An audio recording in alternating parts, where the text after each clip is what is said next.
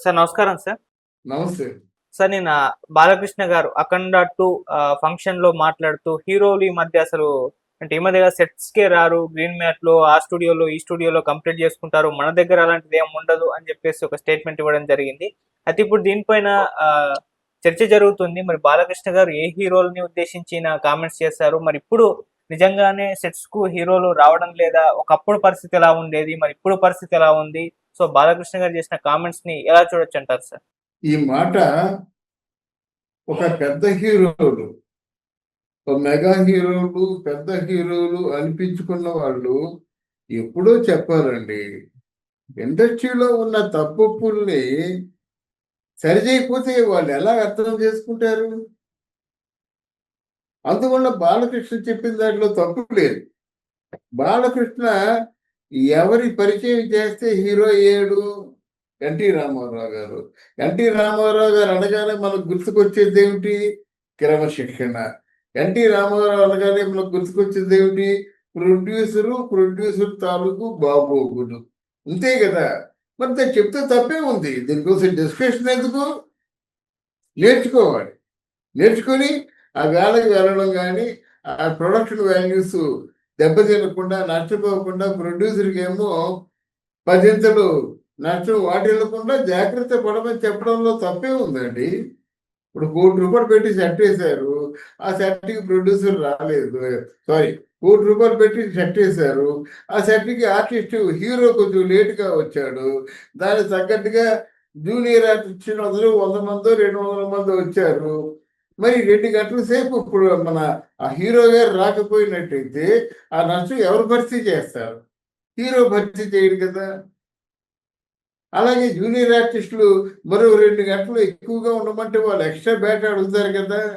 వెరసి తడిసి మోపిడి అవుతుంది కదా. దాన్ని దృష్టిలో పెట్టుకునే బాలకృష్ణ పెట్టారన్నమాట. ఒకళ్ళు దృష్టిలో పెట్టుకొని కాదు. నన్ను అడిగితే ఆ మాట ప్రొడ్యూసర్ని దృష్టిలో పెట్టుకొని బాలకృష్ణ మాట్లాడాడు.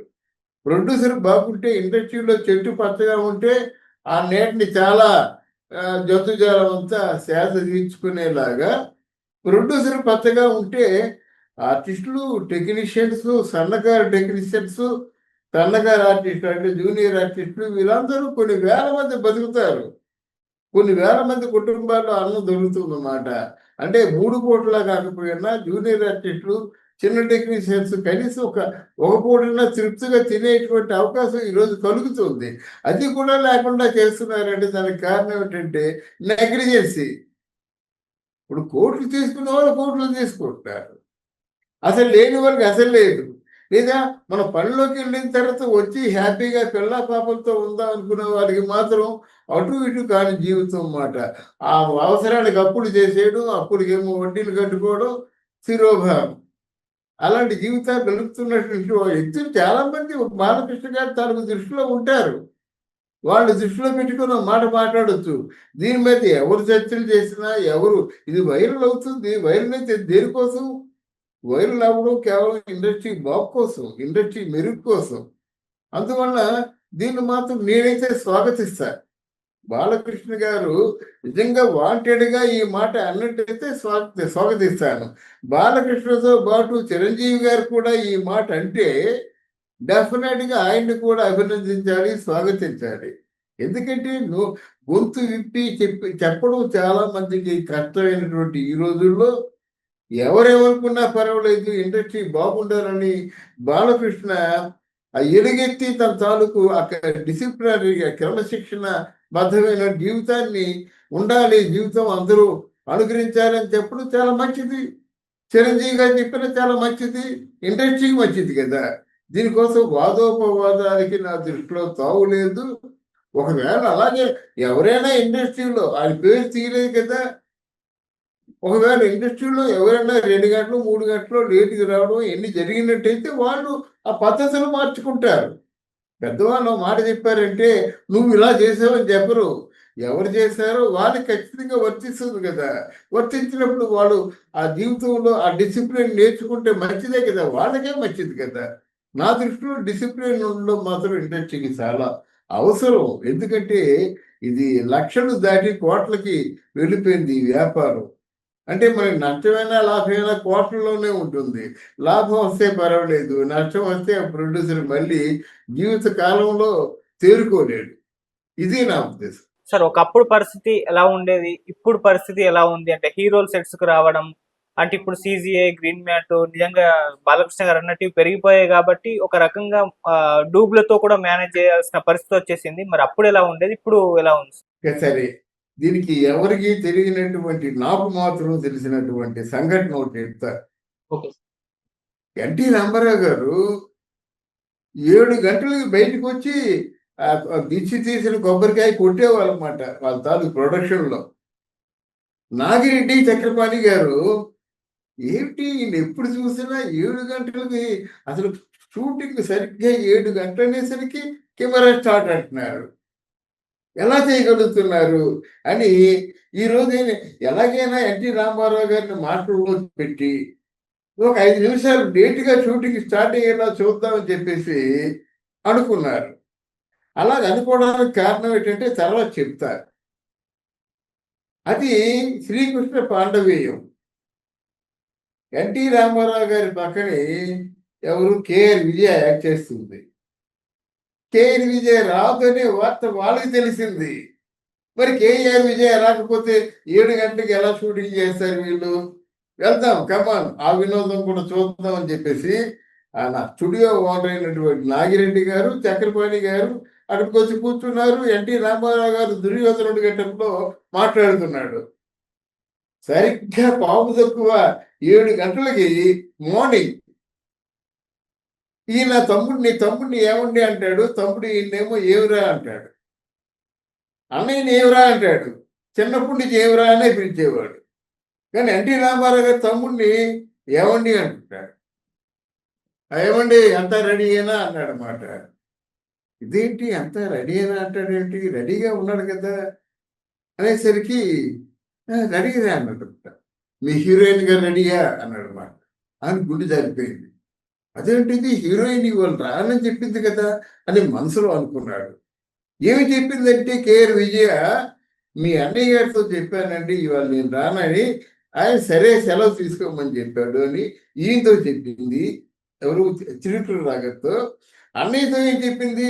తమ్ముడు గారితో చెప్పానండి రేపు రానని చెప్పేసి ఆయన సరే అన్నారని అన్నయ్య గారితో చెప్పింది. ఇలాగా కమ్యూనికేషన్ గ్యాప్లో వాళ్ళిద్దరూ కూడా పడిపోయారన్నమాట. అంతే. ఎంత పావు తక్కువ 7 గంటలకి ఈ విషయం తెలిసింది. వెళ్ళిపోయారు. ఎవరు? చిన్నాయన. వెళ్ళిపోయి సరిగ్గా 5 నిమిషాల 7 గంటలకి అమ్మాయి ఆ కారు అతను చాలా ఫాస్ట్‌గా డ్రైవ్ చేస్తాడు. త్రికృష్ణ గారి తాలూకు బొడ్డులో ఎప్పుడు ఫ్రిక్షన్ ఉంటుంది. ఆ కారు ఎప్పుడు 90 పైనే డ్రైవ్ చేస్తాడనమాట. ఈలోగా ఎన్టీ రామారావు గారు ఏం ప్లాన్ చేశారంటే రెహమాన్ని పిలిచి ఒక 1200 అడుగులు ఒక షాట్ ఉంది. ఒక ట్రాలీ 1200 అడుగులకి ఒక ట్రాలీ వేయమన్నాడనమాట. ఈ డైలాగ్ ఉంటుంది వాడు పొడుగాటి డైలాగ్ అప్పుడు. అయితే ఆ పొడుగాటి డైలాగు ప్రిపేర్ అయిపోయాడనమాట.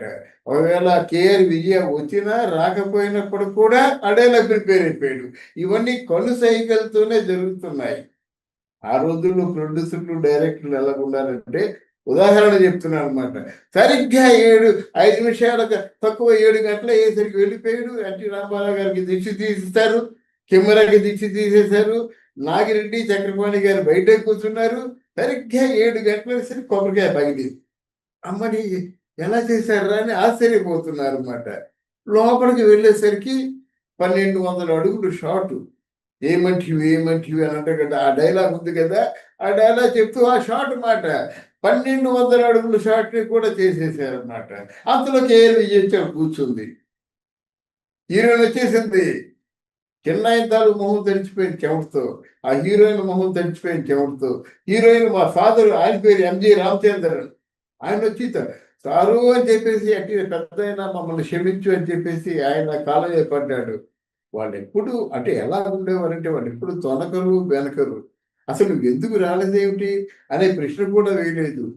నెక్స్ట్ షెడ్యూల్ ప్రకారంగా కో డైరెక్టర్లు ఆర్టిస్టులు పిలుస్తున్నారు. అలాగే హీరోయిన్‌ని పిలిచారు, రామారావు గారిని పిలిచారు. సాయంత్రం అయిపోయిందన్నమాట. ఆ సాయంత్రం వరకు కేఎల్ విజయ భోజనం చేయలేదు. అలాగా గ్రీన్ రూమ్ లోకి వచ్చి అలా ఏడుస్తూ కూర్చుంది. వాళ్ళ నాన్నగారు కూడా భోజనం చేయలేదు. అంటే మీరు భోజనం చేయమని అడగలేదు కూడాను. శిక్ష అనుభవించాలి, వాళ్ళ ఫీలింగ్ అది. అయితే ఆ సాయంత్రం అయిపోయిన షూటింగ్ అయిపోయింది, ప్యాకప్ చెప్పేశారు. ప్యాకప్ చెప్పిన తర్వాత మళ్ళీ కేఆర్ విజయ ఫాదర్ వచ్చి, అయ్యా తప్పైపోయింది, అమ్మాయి కొత్త, అందులోనూ మీ కంపెనీలో మీ తాలూకు క్రమశిక్షణ ఇదంతా తెలీదు, ఇలా పొరపాటున ఉండిపోయింది, ఇంకెప్పుడు ఇట్లాంటి జీవితంలో ఈ పొరపాట్లు చేయదు అని ప్రాధేయపడితే ఎన్టీ రామారావు గారు అప్పుడు ఏమి చెప్పారంటే, నా వల్ల ఈ పొరపాటు జరిగింది, జీవితంలో మళ్ళీ ఎప్పుడు ఈ పొరపాటు జరగదు, జరిగితే మీ కంపెనీలో కానీ జరిగినట్టయితే ఆ జరిగిన దానికి నష్టపరిహారాన్ని చెల్లించుకుంటాను, సినిమా నుండి వైదొలుగుతాను అని మీరు స్వహస్తాలతో రాసి నువ్వు కేఆర్ విజయ ఇద్దరు సంతకాలు పెట్టి మాకు ఇవ్వండి, అది ఎన్ఏడి బ్యానర్ ఆఫీసులో పెడతాం, దానికి సమ్మతం అయితే రేపు నుంచి షూటింగ్ రండి, లేకపోతే వెళ్ళిపోండి, కేఆర్ విజయ్ రాకుండా ఉన్నందుకు ఈరోజు మాకైనటువంటి షూటింగ్ ఖర్చు అంతా మీరు భరించాలి అనేసరికి కేఆర్ విజయ్, ఎంజి రామచంద్ర వాళ్ళ నాన్నగారి పేరు మాట. నేను ఎక్కడ చూశాను, కేఆర్ విజయ్ వాళ్ళ నాన్నగారు రాసినటువంటి లెటరు, కేఆర్ విజయ్ వాళ్ళ నాన్నగారి సంతకం, ఫోటో ఉంది ఎన్ఐటి బ్యానర్లో. అది ఇప్పుడు చెన్నై దగ్గర ఉంది, చిరంజీవిరావు గారి దగ్గర. ఆయన చూపించాడు, చూపించి ఉదంతం చెప్పాడనమాట. అంటే ఆ రోజుల్లో ప్రొడ్యూసర్లు ఒక 5 నిమిషాలు కూడా లేట్ లేకుండా ఉన్నా సరే మిస్కమ్యూనికేషన్ చేసినందుకు గాను అంత పెద్ద పనిష్మెంట్ ఇచ్చారన్నమాట. అయితే కేఆర్ విజయ్లో గొప్పతనం ఏంటంటే, ఈరోజు ఈ అన్నం తింటున్నానంటే పెద్ద అయినా చిన్న అయినా వాళ్ళ తాలూకు దయా దాక్షిణ్యాలు నా జీవితంలో క్రమశిక్షణ నేర్పారు. ఇన్ని వందల సినిమాలు యాక్ట్ చేశానంటే ఆ మహానుభావుడు తాలూకు దయ అని ఈరోజు అన్నం తినే ముందు వాళ్ళు తలుచుకుంటారు అని చెప్పేసి కేఆర్ విజయ్ జీవితంలో తర్వాత ఎప్పుడు అందరికంటే ఒక అరగంట ముందు వచ్చి బ్యాకప్తో కూర్చుంటుంది, కానీ కనీసం 7 గంటలకు కూడా వచ్చిన పాపను పోలేదు అన్నమాట. అంత క్రమశిక్షణతో జీవితాన్ని గడిపింది, అంత వైభవాన్ని చవి చూసింది అన్నమాట. మరి ఆ రోజుల్లో ప్రొడ్యూసర్లు డైరెక్టర్లు అలాగ ఉండేవారు. ఇంతకంటే బెస్ట్ ఎగ్జాంపుల్ చెప్పలేను, చెప్పంటే చాలా చెప్తా. ఇదో మంచి ఎగ్జాంపుల్ అన్నమాట. అంటే ప్రొడ్యూసరు డైరెక్టరు సినిమా తీస్తున్నప్పుడు వాళ్ళు ఎంత నిరంతరం కూడా సినిమా మీద ధ్యాస ఉంటుంది, వాళ్ళ అంకిత భావంతో పనిచేస్తారు. కాబట్టి ఆ రోజుల్లో సినిమాలన్నిటికి కూడా మనం స్వర్ణయుగం అని పేరు పెట్టాం. Right sir. Right sir. Thank you.